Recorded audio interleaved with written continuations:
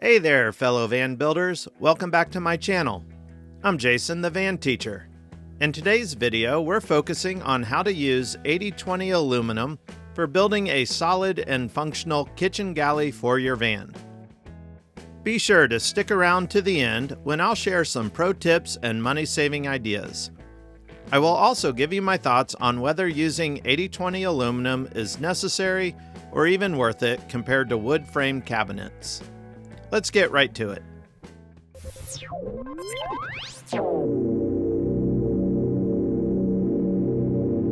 What exactly is 80/20 aluminum, and what is the best size profile to use in a van?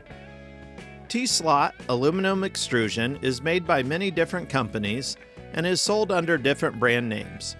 It comes in a wide variety of sizes and profiles. Most common is 1 inch by 1 inch and 1.5 inches by 1.5 inches. These two sizes are also known as 10 series and 15 series.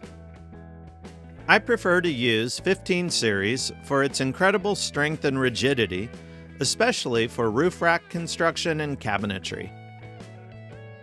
Anodized aluminum is the most common finish, but you can also get it in different anodized colors or powder coated. The term 80/20 is often used to describe extruded aluminum, but it is actually the name of a company that sells the product. You'll hear me throughout the video refer to extruded aluminum as 80/20 out of habit. Good planning is the foundation of any van build. I started by measuring the space in my van where the galley would go. My goal was to include a front opening refrigerator, large sink, gas cooktop, an undersink cabinet, and storage drawers, all while minimizing the galley footprint. Getting all of these components to fit together in the smallest footprint possible required careful planning and measuring. The unique characteristics of building with aluminum had to be factored in from the start. With a thickness of 1.5 inches, you must accurately measure each piece to ensure the inner and outer cabinet dimensions accommodate the fixed dimensions of your fixtures and appliances. The overall dimensions of my kitchen galley are 51 inches long, 24 inches wide, and 34.5 inches tall. The height of the galley only needed to be tall enough to house the refrigerator, and adding a couple of inches above the refrigerator allows air circulation and can give you extra storage. The width and length of the galley are limited by the overall layout factors such as aisle space between the galley and driver's side cabinetry, and entry and exit space through the sliding door. Within these constraints, I had to make sure the refrigerator would fit, the cooktop would have proper clearance, the sink basin had enough room below for plumbing, and the storage drawers were large enough to be useful. To help plan my design, I used SketchUp to create a 3D model of the galley. SketchUp is a great tool because it lets you visualize your design and adjust dimensions easily. Fortunately, you can readily find SketchUp templates online to help you get started. From there, you can customize your design, adding or subtracting drawers and other galley features. You can even determine exactly how many corner brackets you will need and plan how you will securely attach the galley to your van. Once you have a blueprint of your galley, you can use online cut optimization software to calculate how much stock aluminum you will need. Label or number each section of aluminum along with dimensions, and the software will calculate a cut sheet with minimal waste, saving both time and money. My galley required 58 linear feet of aluminum, for which I purchased 6 10-foot sticks. For connections, I used a mix of factory-made corner brackets, DIY aluminum brackets, T-nuts, and 5/16 inch bolts. A pro tip is to use spring-loaded drop-in T-nuts. They are definitely worth the extra cost. Even with careful planning, you will at some point forget to install T-nuts before connecting sections. Being able to drop in a T-nut will save you from having to disassemble your galley. And the spring-loaded variety stay in place while you align bolts, which is a huge time saver.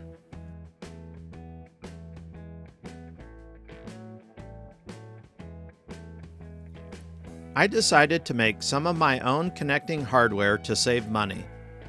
I bought an 8-foot section of aluminum angle, drilled bolt holes along both sides, and cut it into 1-inch pieces. My plan was to insert short carriage bolts into the aluminum slots and secure with nuts. The problem I ran into was my holes were not perfectly aligned and the bolts were too long. After spending considerable time re-drilling holes and cutting bolts, it was clear that I should be using factory-made hardware. The total cost of using 80/20 aluminum, including the proper hardware, needs to be factored in when comparing to wood framing. Since most of the kitchen galley aluminum framing is hidden from view, using homemade hardware made sense here. As you can see, the remaining cabinetry is assembled using factory hardware. Cutting aluminum may seem intimidating, but with the right tools, it's straightforward. Here's how I did it. Safety first. I wore goggles, ear protection, gloves, and long sleeves to protect against metal shavings. Cutting slowly and steadily prevents overheating the blade and ensures a smooth finish. I used a 12-inch compound miter saw fitted with a fine-tooth carbide blade designed for non-ferrous metals. The blade is made specifically for cutting aluminum and has 96 teeth. Look for a blade with at least 60 to 90 teeth. A general-purpose wood blade would work if you cut slowly, but I don't recommend it because the blade may not have enough teeth for a smooth cut and may catch or bind. It is much safer to use the right type of blade when cutting metal. You can also use a bandsaw, jigsaw, circular saw, reciprocating saw, or even a hacksaw with varying results.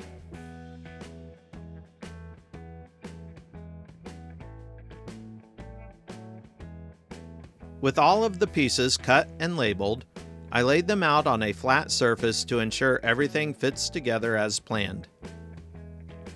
Connect the pieces using corner brackets, T-nuts, and bolts. Before tightening bolts, insert all necessary T-nuts for attaching drawer slides, panels, or cross braces. Once assembled, you can't slide T-nuts into the channels without disassembling. However, don't worry if you forget some of these T-nuts. You can always insert drop-in nuts later. Trust me, order a pack of these ahead of time. Not only do they come in handy when you forget to insert a standard nut, you will likely remodel and reconfigure some part of your cabinetry down the road, and drop-in nuts makes it quick and easy. To prevent nuts from vibrating loose over time, I dipped each bolt in Loctite gel. Assembling the frame took about 2 hours. If you've prepped your materials and planned your connections, this part goes smoothly. Next, I positioned the assembled galley frame in the van. I marked points where the frame touched the van's structure and used rivet nuts to create secure anchor points. In all, my kitchen galley is secured to the van frame in 10 different locations and is screwed to the floor in 12 locations. To install a rivet nut, drill a hole in the van frame at each marked point. Install rivet nuts using a manual or pneumatic rivet nut tool. These tools expand the nut inside the van frame, creating a strong, threaded connection. Attach the frame to the van using 1/4-inch bolts. To reduce vibrations and to prevent thermal bridging, I added a layer of closed-cell foam between the aluminum and the van frame. Once the frame was bolted to the van, I secured it to the floor and garage wall with additional screws. This added stability and ensured nothing would shift during travel. For door hinges, I used self-tapping metal screws and screwed them directly to the aluminum. I don't think this is the most secure method, as aluminum is a little soft for the screws, but it does seem to be holding well after 1 year, and none of the screws have worked loose. I was very careful not to over-tighten. If in the future screws work loose, I will replace them with the next larger size screw. The last piece of hardware I attached to the aluminum were drawer catches. Again, I used self-tapping metal screws and was careful not to over-tighten them. You can choose from a variety of countertop material. I used a piece of laminate countertop and secured it with corner bracket hardware and wood screws. Once installed, I marked off the sink basin and cooktop openings and cut those out with a jigsaw. To install the refrigerator, I added a couple of 2x4 supports for it to rest on, and a 2x4 vertical post to secure it on both sides. The refrigerator dissipates heat, and adequate ventilation is necessary. Conveniently, this heat keeps the water lines for the sink from freezing in cold weather. The sink basin and gas cooktop simply dropped in place and were secured using the supplied clamps. I then ran a bead of clear silicone caulk to seal the perimeter. Once all fixtures and appliances were in place, I ran plumbing, electrical, and gas lines. I also installed a freshwater spray port to the side of the galley, which comes in handy for rinsing off sand and mud, washing pets, or taking an outdoor shower. To give the galley its finished look, I added bamboo plywood panels. I carefully measured and cut each panel or door, sanded and polyurethane the pieces before attaching them to the cabinets. I used 1-inch long stainless steel 5/16" bolts to attach the panels, carefully measuring the holes to line up with the pre-installed T-nuts. For these T-nuts, I used spring-loaded nuts that stay in position while you are trying to line up the bolt through the wood panel. The cabinet doors were installed just like any other cabinet door, nothing different about using aluminum versus wood. For the drawers, I made simple drawer boxes, attached drawer slides, and installed them into each drawer bay.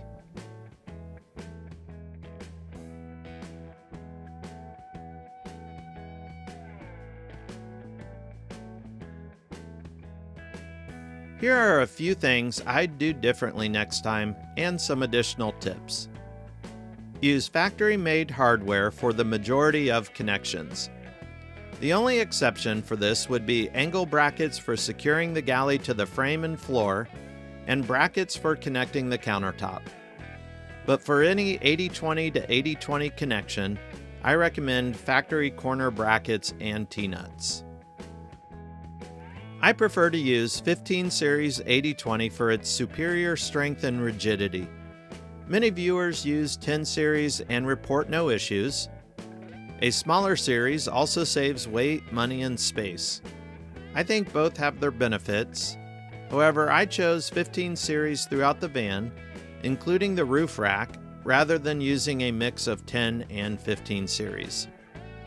This also simplified hardware and material purchasing. Plan for extra drop-in styled T-nuts. Having plenty of spares saves time and frustration. Over the past year, I have managed to use all of my leftover spare parts for small remodeling projects and additions. Spend a little extra on stainless steel hardware to avoid corrosion. The black steel bolts I used for the roof rack started showing rust after only 1 year, and I had to replace them all with stainless. Measure twice, cut once. Even a small error can throw off the entire frame's alignment. Use design software and cut optimization software to save time and money. And whether I would use aluminum again or wood framing, I would definitely use aluminum. The main reason is how easy it is to make repairs, modifications, and remodeling projects. Finished panels are easy to remove, cabinet frames can be disassembled and easily reconfigured, and even large remodeling projects can reuse most pieces and hardware, keeping remodeling costs down.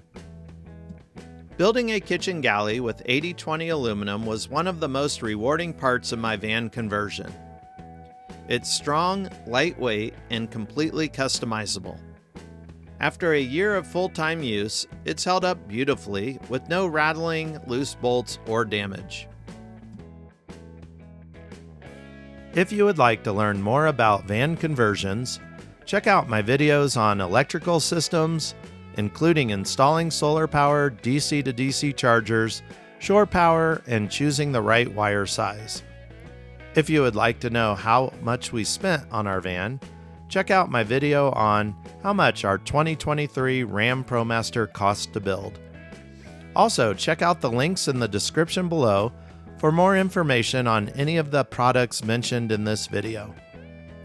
And if you found this video helpful, hit that like button, subscribe for more content, and share your thoughts and experiences in the comments below.